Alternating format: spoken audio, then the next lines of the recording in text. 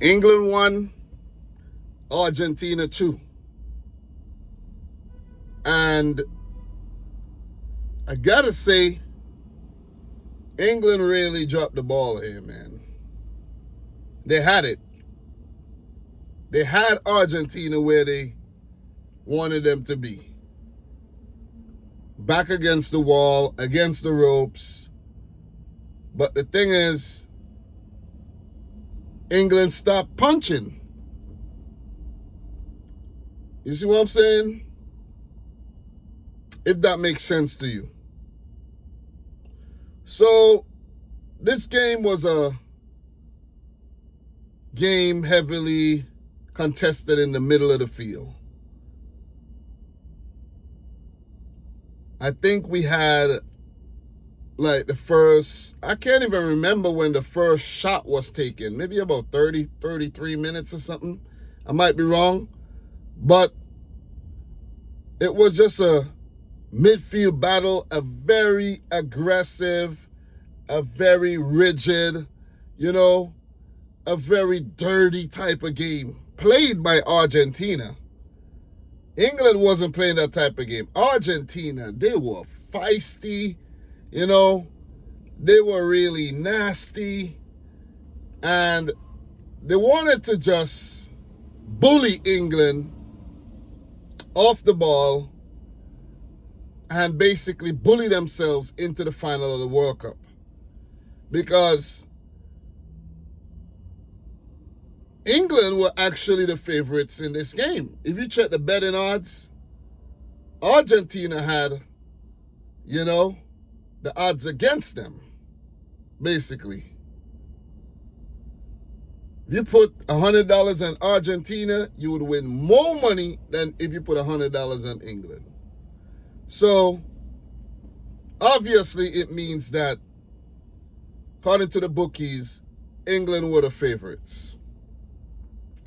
And 0-0 at halftime, England scored first. But before we go all that far, Thomas Tuchel did make some changes, and it seems as if it was good changes, very effective. Reece James at right back. We had Stones and Guehi at center back, with Jed Spence coming in at left back. And Jed Spence, to be honest, I know I talked some crap about him early in the tournament, said he looked very clunky, but Jed Spence had a good game up until maybe he wasn't needed anymore. Was really effective going forward, really physical against the Argentina players, and it was quite good. I can't believe I'm saying that, but he was quite good. Rice and Anderson, Elliot Anderson in the midfield, Morgan Rogers, another change, Bellingham, Gordon, and Kane. So, England, that's how England was set up. And for Argentina, they brought in Giuliani, Simeone, and maybe one or two other players, but that was the main change right there, Simeone. I think Paredes came in as well for DePaul. I might be wrong, but I think those were the changes. And Messi basically set up on the right, not centrally. Messi on the right side, which was a master stroke too, because England seemingly did not want to mark Messi, did not want to put a man on Messi to keep him, to throw him off. England scored. Anthony Gordon with Morgan Rogers with a brilliant cross. Gordon first to it in the back of the net. And I'm like, okay, wow, England scored. Big celebration. And the thing is, I don't understand, for the life of me, I don't get it, man. Thomas Tuchel, you're experienced enough to know better than this. You see what I'm saying? But it's also a situation where damned if you do and damned if you don't, because what if he didn't do what he did, which is went very defensively, had 5 at the back, made some substitutions. Let me just pull up the timeline to know exactly when the substitutions were made. So the goal was scored in the 55th minute. 55th minute goal. And Argentina showed their intent first because they were behind. They brought on Nico Gonzalez. Out went Paredes. And England in the 72nd minute. 72nd minute. That's why I said damned if you do, damned if you don't. 18 minutes plus extra time left. England chose to start closing up shop because Konza came on for Gordon. Gordon is an attacker. You bring on Konza. You see what I'm saying? So now you make 5 defenders. Argentina did a triple change. They brought on Montiel for Molina. Note the changes. Fresh legs, right back for right back. DePaul came in for Simeone.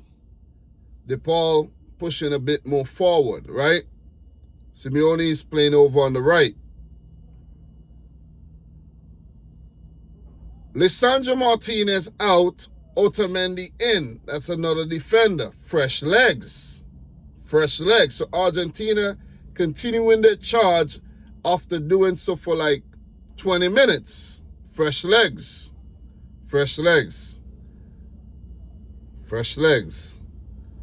Nico Tagliafico, a defender. Okay, it's not working. Let's bring on another attacker. Take off the defender. Fresh legs. England. Dan Burn for Reece James. Nico O'Reilly for Declan Rice. Defense, right? Which is acceptable. So Argentina basically were throwing the kitchen sink at it. England pinned into their own half. Can't get out. Kane not doing anything the whole game in terms of attack. Bellingham, no shots on target. Kane, no shots on target. You see what I'm saying?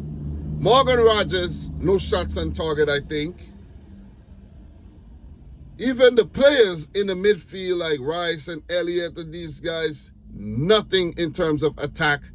The right back in Reece James, left back in Spence, nothing. If you check England's stats,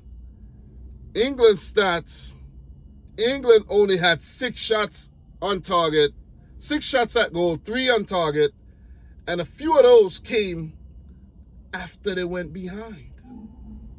So, 85th minute, Argentina scored. Messi linking up with Enzo Fernandez, and England giving him way too much space. Bellingham tried to close down the shot. It misses him, beats the goalkeeper. Argentina back in the game. I'm saying all this to say, you cannot give, Argentina had almost all the second half to try to come back into this game. England closed up. They went defensive way too early. It's like immediately after they scored, they started thinking defense. They should have kept playing the way they were playing to try to get another one. Because with Argentina being overly attacking, they will leave themselves vulnerable at the back. So you do your thing. They're gonna open up. The game is now open. You see what I'm saying? The game is now open. Keep doing your thing. You might get a second one. But no, England went so negative. It's amazing. And once Argentina scored that goal, it was a wrap. Because at that time, when England conceded, England was still negative. Because if you check the substitution they brought on, after they went 1-1 down, after they went 1-1, they didn't make any more subs. It went 2-1. Messi with a right-footed cross, and that ball that came after I think the ball hit the post. Alexis McAllister struck the post. The ball recycled out. Jet Spence couldn't clear it properly. He got kind of injured himself a bit. And they left Messi all. I'm like, what is this? How are you going to leave Messi all by himself to cross the ball back in the box? You think you're going to be able to deal with these crosses? Which they didn't. And Lautaro Martinez, who just came on, headed it in the back of the net, and that was it, 2-0, 2-1 I mean. And at that moment, you try to bring on Ivan Toney in the 6 minute of extra time. You want to bring on Ivan Toney. You want to bring on Marcus Rashford. When did Dan Burn came on? Dan Burn had came on earlier too. I think I missed the Dan Burn substitution. Yeah, Dan Burn had came on in the 82nd minute for Reece James to like freshen things up. So when they brought on O'Reilly and Burn, it was still 1-0. So England was just pouring on defenders. It was just keep this lead. Keep this lead. Keep this lead at all costs. But you're not closing down Messi. How you want to keep the leader? You're not closing down Messi. You're not closing down Enzo Fernandez. You're allowing these guys to take shots from distance. Man, England screwed up big time, man. But you got to give credit to Argentina for basically, just turning up the heat and throwing the kitchen sink at it after going down 1-0. And it worked. England had no clue how to deal with a rampaging Argentina team. Because these guys, at 55 minutes, these guys started showing so much urgency. I'm like, these guys are acting as if it's like 89 minutes into the game. The urgency they were showing at 60 minutes is like, guys, you have half an hour left, right? Yeah. Argentina deserved to go in the final, man. England, I don't know, man. They defended this lead like amateurs, like novices, like apprentices. Seriously. It's like poor decisions by Tuchel. But on the flip side, if he had defended it, he would have gotten a lot of praise. You know what I mean? Like, wow, defensive masterstroke. Wow, this, that. Argentina could have dealt with England. Wow, but it's not how it turned out, man.